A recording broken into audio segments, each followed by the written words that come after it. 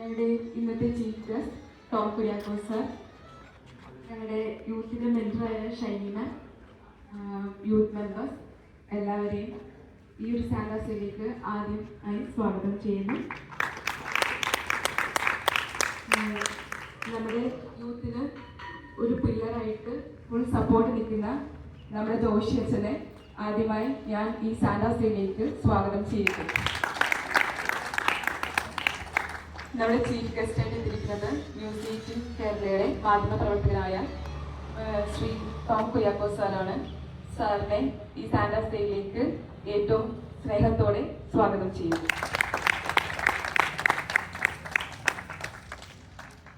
നമ്മുടെ ചാരിറ്റബിൾ ട്രസ്റ്റിൻ്റെ സെക്രട്ടറിയായ ദേവസ്യ പാലിക്കപ്പള്ളി സാറിനെയും ട്രസ്റ്റി അജു അങ്കിളിനെയും വൈസ് ചെയർമാൻ റോയ് അങ്കിളിനെയും ഞങ്ങളുടെ യൂത്തിന് ഫുൾ സപ്പോർട്ടായി നിൽക്കുന്ന ഷൈനി മാമിനെയും സിസ്റ്റേഴ്സിനെയും യൂത്തിലെ എല്ലാ മെമ്പേഴ്സിനെയും ഇന്നിവിടെ എത്തിച്ചേർന്നിരിക്കുന്ന എല്ലാവരെയും യൂത്തിൻ്റെ പേരിൽ ഹൃദയമായി സ്വാഗതം ചെയ്യുന്നു. നമ്മുടെ സാന്റാസയിൽ ഇനോഗ്രേറ്റ് ചെയ്യുന്ന ബഹുമാനപ്പെട്ട ടോം കുര്യാക്കോസ് സാറിനെ യൂത്തിൻ്റെ പേരിലും ഇടവകയുടെ പേരിലും സ്നേഹപൂർവ്വം സ്വാഗതം ചെയ്യുന്നു.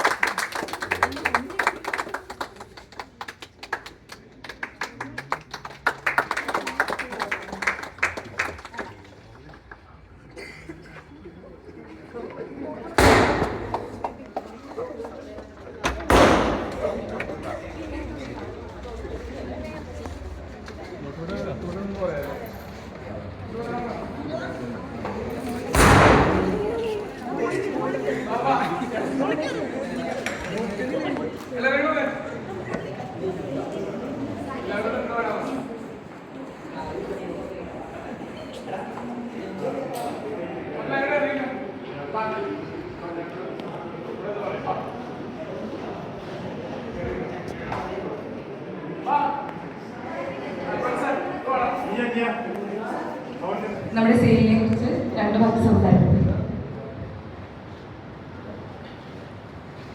പ്രിയ ബഹുമാനപ്പെട്ട ജോഷി അച്ഛ, സെന്റ് ജോൺസ് പള്ളിയിലെ പ്രിയപ്പെട്ട ഇടവക സമൂഹങ്ങളെ, ഇടവകങ്ങളെ, പ്രിയപ്പെട്ട കൂട്ടുകാരെ, ഏറെ സന്തോഷമുണ്ട് എനിക്ക് ഈ ഇടവകയിൽ എത്താൻ സാധിച്ചത്. കാരണം കഴിഞ്ഞ 2-3 വർഷത്തിലധികമായി എന്നെ എറണാകുളം അങ്കമാലി അതിരൂപതയിൽ ഒരു പള്ളിയിൽ എന്നെ കേൾക്കാറില്ല. അതാണ് സത്യം. അതിന് കാരണം എന്താണെന്നറിയോ? എന്തായിരിക്കും? സഭയ്ക്കൊപ്പം നിന്നു എന്നതിന്റെ ഒറ്റ കാരണത്താൽ. എന്താണോ അച്ഛനെ ഈ അതിരൂപതയിലുള്ളവർ ക്രൂശിക്കുന്നത്, സമാനമായ ഒരു കാരണം തന്നെയാണ് എന്നെ ഒരു ഇടവകയിൽ കേൾക്കാത്തത്. അപ്പോൾ ദീർഘനാളത്തെ ഇടവേളയ്ക്ക് ശേഷമാണ് എറണാകുളം അങ്കമാലി അതിരൂപതയിലെ ഒരു പള്ളിയിൽ ഒരു ചീഫ് ഗസ്റ്റായി ഞാൻ എത്തുന്നത്. അതിൻ്റെ ഒരു സന്തോഷമുണ്ട്, അഭിമാനമുണ്ട്. പ്രത്യേകിച്ച് ഇതുപോലെ സഭയ്ക്കൊപ്പം നടക്കുന്ന ഒരു സമൂഹത്തിന്റെ ഇടയിൽ വന്ന് സംസാരിക്കാൻ കഴിയുന്നത് ഒരു വലിയ അഭിമാനമുണ്ട്. മാത്രമല്ല അച്ഛനോടുള്ള ഒരു വലിയ സ്നേഹം. എനിക്ക് നിങ്ങളോടുള്ള സ്നേഹം എന്താണെന്നറിയോ? ഈ അച്ഛൻ ഇങ്ങനെ ചേർത്ത് നിർത്തുന്നതാണ്. കാരണം സഭയ്ക്ക് വേണ്ടി ഇത്രയധികം ക്രൂശിക്കപ്പെട്ട ക്രിസ്തുവിന് ഒരു ദിവസം മാത്രം ക്രൂശിച്ചത് അല്ലേ? ഈ മനുഷ്യനെ എത്ര നാളായി ഒരു വിഭാഗം ക്രൂശിക്കാൻ തുടങ്ങിയിട്ട്. സാധാരണ ഈ നമ്മുടെ ക്രിസ്തു ക്രൂശിലേറിയ ആ സമയത്തെ ആ ഒരു സിറ്റുവേഷൻ നമ്മൾ വായിച്ചു കേട്ടിട്ടുണ്ട്. ആദ്യം ഉണ്ടായിരുന്നത് അമ്മയും ഒരു ശിഷ്യനും 1-2 സ്ത്രീകളും മാത്രമാണ്. കാരണം എല്ലാവരും ക്രൂശിക്കപ്പെട്ടവരുടെ അടുത്തുനിന്ന് ഓടിയായിരുന്നു. പക്ഷെ നിങ്ങൾ ഈ അച്ഛനെ ചേർത്ത് നിർത്താന്ന് പറയുമ്പോൾ അച്ഛനോടുള്ള സ്നേഹം, സഭയോടുള്ള സ്നേഹം, ക്രിസ്തുവിനോടുള്ള സ്നേഹം, അതാണ് എനിക്കിവിടെ വന്നപ്പോൾ മനസ്സിലാക്കാൻ കഴിയുന്നത്. മാത്രമല്ല നിങ്ങളുടെ യൂത്തിനെ ഞാൻ പ്രത്യേകം അഭിനന്ദിക്കുന്നു. സാധാരണ ഇന്നത്തെ കാലഘട്ടത്തില് യുവജനങ്ങൾ പള്ളിയിൽ നിന്ന് അകന്നു പോയിക്കൊണ്ടിരിക്കുക. ഞാനൊരു കാര്യം പറയാം, ഇതിന്റെ അനുഗ്രഹം സ്വാഭാവികമായി നിങ്ങളുടെ ജീവിതത്തിൽ ഉണ്ടാകും, വ്യക്തി ജീവിതത്തിൽ ഉണ്ടാകാം. എന്റെ അനുഭവം, ചെറിയൊരു അനുഭവം പറയാം. ഒന്ന്, ഞാൻ നിങ്ങൾക്ക് ദശാംശം കൊടുക്കുന്നവരായിരിക്കും, കാരണം അല്ലെങ്കിൽ ഒന്നും ഈ ഇടവക ഇത്രയധികം വളരില്ല. മലാക്കിയുടെ പുസ്തകം, മലാക്കി പ്രവാചകന്റെ പുസ്തകം 3-ാം അധ്യായം 10-ാം വാക്യത്തിൽ ഒരു കാര്യം പറയുന്നുണ്ട്. ദശാംശം മുഴുവൻ എന്റെ കലവറയിലേക്ക് കൊണ്ടുവരുവിൻ, ഞാൻ നിങ്ങൾക്ക് സ്വർഗ കവാടങ്ങൾ തുറന്ന് എത്ര അധികമായി നിങ്ങൾക്ക് അനുഗ്രഹം വർഷിക്കില്ലേ എന്ന് നിങ്ങൾ അനുഭവിച്ചറിയാൻ പറയുന്നു. എന്റെ രണ്ടാമത്തെ മകൻ, 3 മക്കളുള്ളത്, രണ്ടാമത്തെ മകന് ഞാൻ ഇട്ട പേരും അതാണ്, മലാക്കി എന്ന് പറഞ്ഞിട്ടാണ് പേര്. കാരണം എന്റെ ജീവിതത്തിൽ ദശാംശം കൊടുക്കുന്നത് കൊണ്ട് ഈ വചനമാണ് എന്റെ ജീവിതത്തിൽ എനിക്ക് വലിയ അനുഗ്രഹം വർഷിക്കാൻ കാരണമായത്. അതുകൊണ്ട് തന്നെ ഞാൻ അവനിട്ട പേരും അതായിരുന്നു, മലാക്കി. നിങ്ങളുടെ ഈ സമയത്തിന്റെ ദശാംശം, നമ്മുടെ സമ്പത്തിന്റെ ദശാംശം, അത് കൊടുക്കുമ്പോൾ നമ്മുടെ ജീവിതത്തിൽ അത്ര അധികം തമ്പുരാൻ അനുഗ്രഹം ചെയ്യും.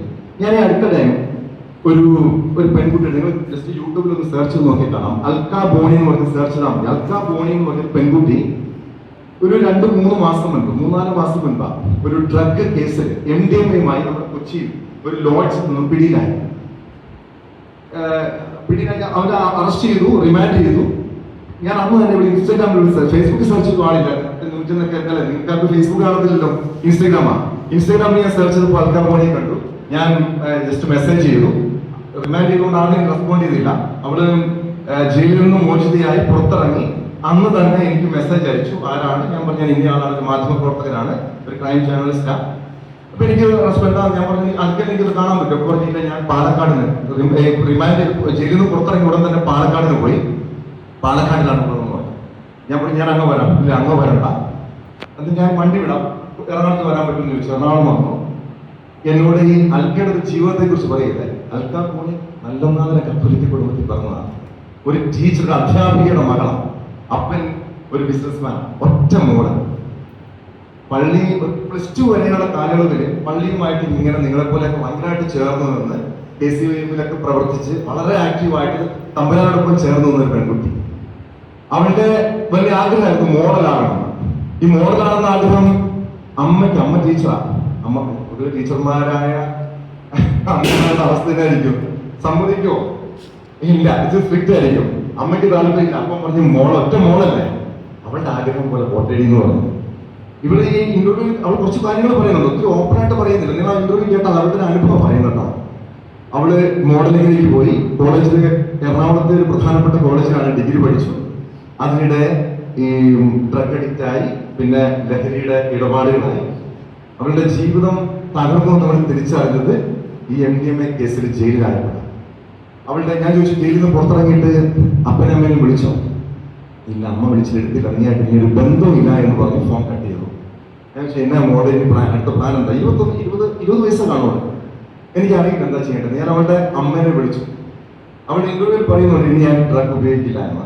അവളുടെ അമ്മയോട് അവൾ ഉറപ്പ് പറഞ്ഞു. അവളുടെ അമ്മയായിട്ട് ഞാൻ സംസാരിപ്പിച്ചു. അവളെ തിരിച്ച് വീട്ടിൽ കയറ്റുന്ന ഒരു സാഹചര്യം ഉണ്ടായി. അതിനുശേഷമാണ് ഞാൻ അവളവിടെ എൻ്റെ ഓഫീസിൽ നിന്ന് പോയത്. ഞാൻ നിങ്ങളോട് പറയും, നമുക്ക് ഇതുപോലുള്ള പല രീതിയിലുള്ള ടെംപ്റ്റേഷൻസ് ഒക്കെ ഉണ്ടാകും. എന്തുകൊണ്ടാണ്? നമ്മൾ തമ്പുരാനിൽ നിന്ന് അകന്നു പോകുമ്പോഴാണ്. പിന്നെ ഒരു അപകടത്തിൽ ചെന്ന് കഴിയുമ്പോൾ തിരിച്ചു പറഞ്ഞിട്ട് കാര്യമുണ്ടോ? ഞാനൊരു അപകടത്തിൽ പെട്ടുവന്ന്. ഞാൻ ഒരു കാര്യം പറയാം ഇവിടുത്തെ മാതാപിതാക്കളോട്, നിങ്ങളുടെ മക്കളെ പള്ളിയിലോട്ട് ചേർത്ത് നിർത്തിയാൽ നിങ്ങൾ ഒരു കാരണവശാലും ദുഃഖിക്കേണ്ടി വരില്ല. ഈ അൽക്കാപ്പുഴയുടെ അമ്മ, ഞാൻ ഈ കഴിഞ്ഞ ദിവസം ഒരു ടീച്ചർ വടക്കൻ പറവൂരിലെ ഒരു അധ്യാപിക ആത്മഹത്യ ചെയ്തത് സ്വന്തം മകൻ ഡ്രഗ് കേസിന് അറസ്റ്റിലായ അന്ന് ദിവസം പോയി ആത്മഹത്യ ചെയ്തത് കഴിഞ്ഞ ദിവസമാണ്. അതുപോലെ നിരവധി വാർത്തകൾ പലപ്പോഴും കേൾക്കുമ്പോഴും നമ്മൾ വേദനിക്കാറുണ്ട്. നമ്മുടെ മക്കളെ ഓരോ വാർത്ത ചെയ്യുമ്പോഴും നോക്കും, പേര് നോക്കും, നമ്മുടെ വല്ല പിള്ളേരുണ്ടോ ഉണ്ടെങ്കിൽ നമുക്ക് ഭയങ്കര വേദന തോന്നും അല്ലേ? നിങ്ങൾ ഇതുപോലെ പള്ളിയിലോട്ട് ചേർത്ത് നിർത്തുക. ഇതുപോലുള്ള നിങ്ങളുടെ ഈ ചാരിറ്റി പ്രവർത്തനങ്ങളിൽ നിങ്ങൾക്ക് തീർച്ചയായും ദൈവം വലിയ അനുഗ്രഹം ചൊരിയും. നിങ്ങളുടെ ജീവിതത്തിൽ തീർച്ചയായും ദൈവം നിങ്ങളുടെ കരിയറിലായിക്കോട്ടെ, നിങ്ങളുടെ വിദ്യാഭ്യാസ മേഖലയിലായിക്കോട്ടെ ഒട്ടേറെ അനുഗ്രഹം ചൊരിയും. എന്നെ ഇവിടെ ക്ഷണിച്ച ഈ ഇടവക സമൂഹത്തിലെ പ്രിയപ്പെട്ട വികാരിയച്ഛന്, ജോമോൻ, പ്രിയ സുഹൃത്ത് ജോമോൻ, ഷൈനി മേഡം, ഇടവകയിലെ നേതൃത്വത്തിലുള്ള ഭാരവാഹികൾ, യൂത്ത് അസോസിയേഷന്റെ ഭാരവാഹികൾ എല്ലാവർക്കും നന്ദി അറിയിച്ചുകൊണ്ട് ഈ ഒരു സാന്റാ സെയിലിന് എല്ലാവിധ ആശംസകളും നേർന്നുകൊണ്ട് ഇത് ഔദ്യോഗികമായി ഉദ്ഘാടനം ചെയ്ത് നന്ദി.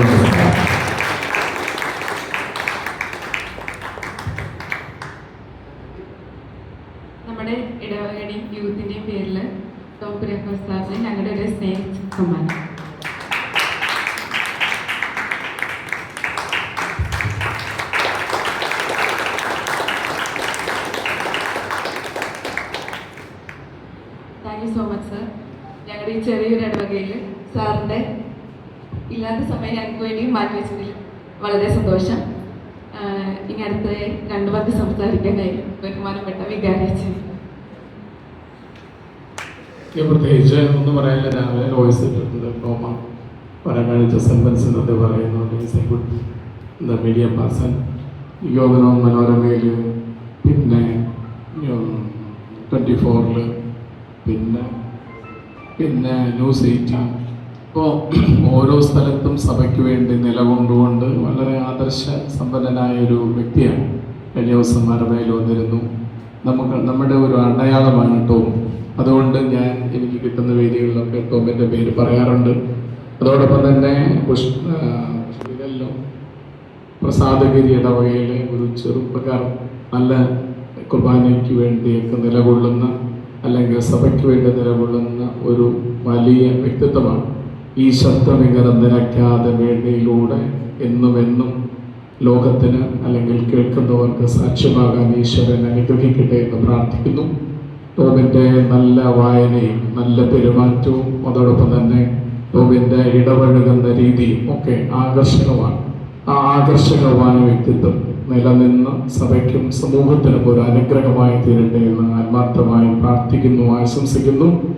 എന്ത് ന്യൂസ് കിട്ടിയാലും ആ ന്യൂസ് സഭയ്ക്ക് വേണ്ടി ആത്മാർത്ഥതയോടെ തൻ്റെ ഭാവനയിൽ ചാലിച്ച് ചേർത്ത് സഭയ്ക്ക് ഒരു പോറലും ഏൽപ്പിക്കാതെ ചെയ്യുന്ന വലിയ സുദൃഢമായ സേവനത്തിന്, നിസ്തുലമായ സേവനത്തിന് നന്ദി പറയുന്നു. അതോടൊപ്പം തന്നെ ഇന്ന് ഇവിടെ വന്ന് ഇവരോടൊപ്പമായിരിക്കാൻ കാണിച്ച സന്മനസ്സിന് നന്ദി പറയുന്നു.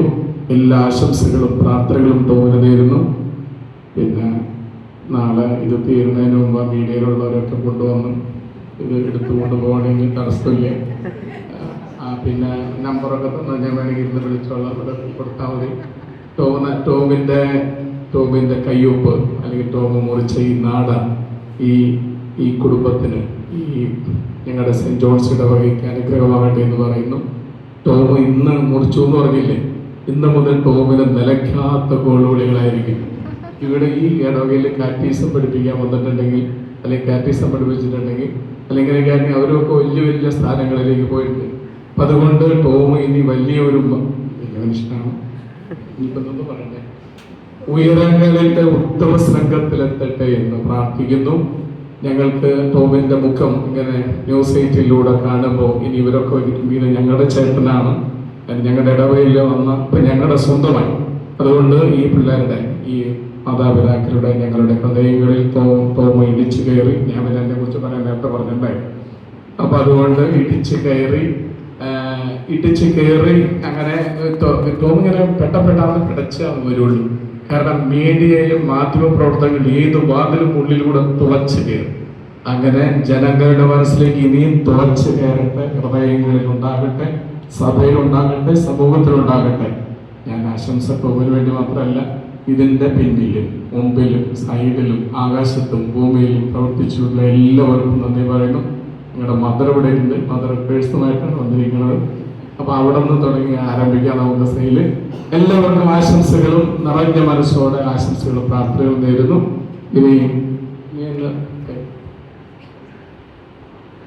നമ്മുടെ ഇടവകയിലെ എല്ലാ ചാരിറ്റി പ്രവർത്തനങ്ങളും കോർഡിനേറ്റ് ചെയ്യുന്ന ദേവസി പാലിക്കപ്പള്ളി സാറിനെ ചാൻഡാസിനെ കുറിച്ച് 2 വാക്ക് സംസാരിക്കാൻ ക്ഷണിക്കുന്നു.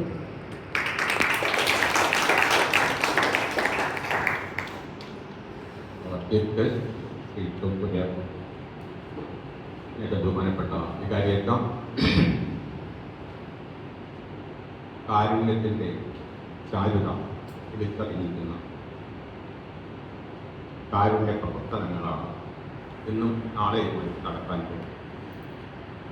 നമ്മളെ ഈ സംരംഭം, ഈ സംവിധാനം തുടങ്ങിയിട്ട് അധികം നാളുകൾ തന്നെയായിരിക്കും. കുറച്ച് ദിവസം, ഏതാനും ദിവസങ്ങൾ അല്ലെങ്കിൽ ആഴ്ചകളെ ആയിട്ട് അതിനുള്ളിൽ കാരുണ്യ പ്രവർത്തനങ്ങൾ വിളംബരം ചെയ്യുന്ന വളരെയധികം സംഭവങ്ങൾ ഇവിടെ സംഭവിച്ചു കഴിഞ്ഞു, നടന്നുകൊണ്ടിരിക്കുന്നു. അതിൽ ഒന്നാണ് ഇന്നും നാളെയാണ് നടക്കുന്ന കാരുണ്യ പ്രവർത്തനം.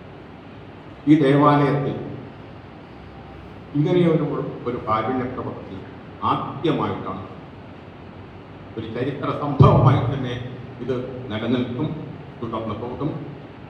തളർച്ചൂടാതെ വളരെ തന്നെ ചെയ്യും. കാരുണ്യവും സ്നേഹവുമാണ് ഇതിൻ്റെ പിന്നിൽ. മറ്റൊന്ന്, ഇതിൻ്റെ പിന്നിൽ പ്രവർത്തിച്ച ഹൃദയങ്ങളും കൈകളും വളരെ അഭിനന്ദനം അർഹിക്കുന്നു. വളരെയധികം ദിവസങ്ങളോളം കഠിന പ്രയത്നം ചെയ്തിട്ടാണ്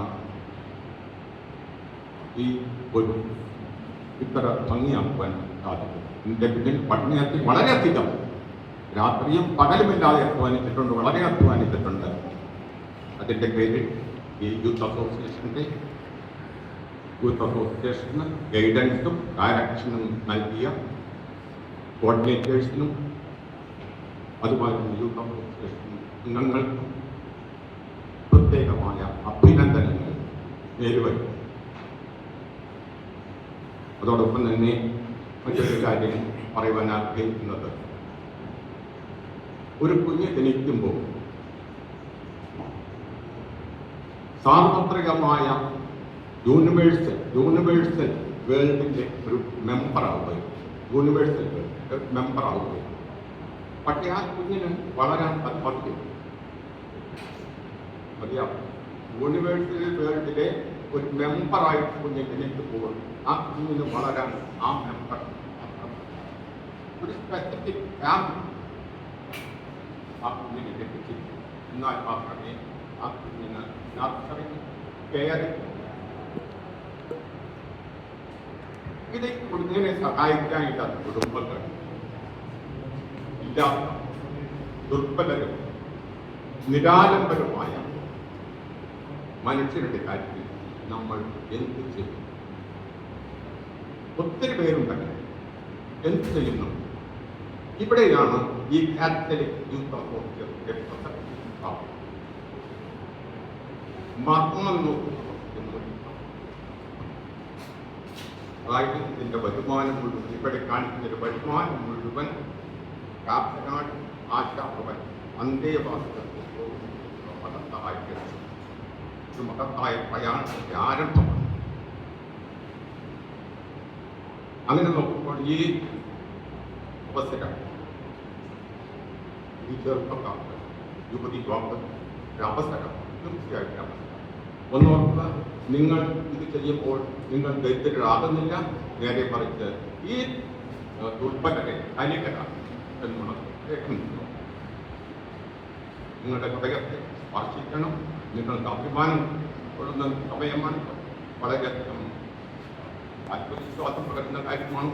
അതുകൊണ്ട് ഈ സംഭവത്തെ വിപുലീകരിക്കുക, വളർത്തുക, ആ ദുർബലർക്ക് അഭയമാവുക, തണലാവുക എന്നിങ്ങനെയുള്ള കാര്യങ്ങൾ ജീവിച്ച് പോയാൽ ഭാവിയിൽ നേട്ടങ്ങൾ നിങ്ങൾക്ക് കൈവരിക്കുവാൻ സാധിക്കും എന്ന് പറഞ്ഞുകൊണ്ട് സർവശക്തനായ ദൈവത്തോട് പ്രാർത്ഥിച്ചുകൊണ്ടും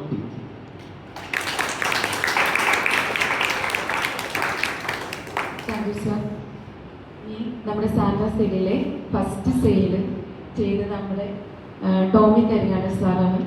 സാറിനെ ഏറ്റവും സ്നേഹത്തോടെ സ്വാഗതം ചെയ്യുന്നു.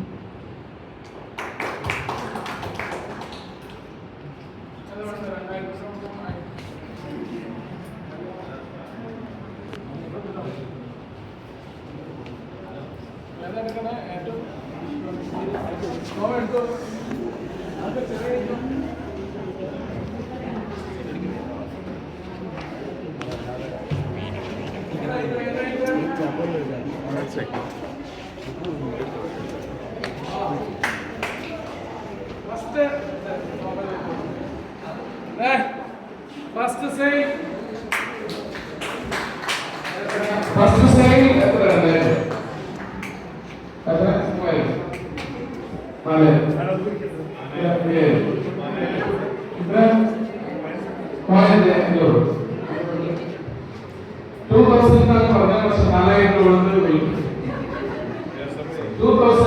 ആണ്.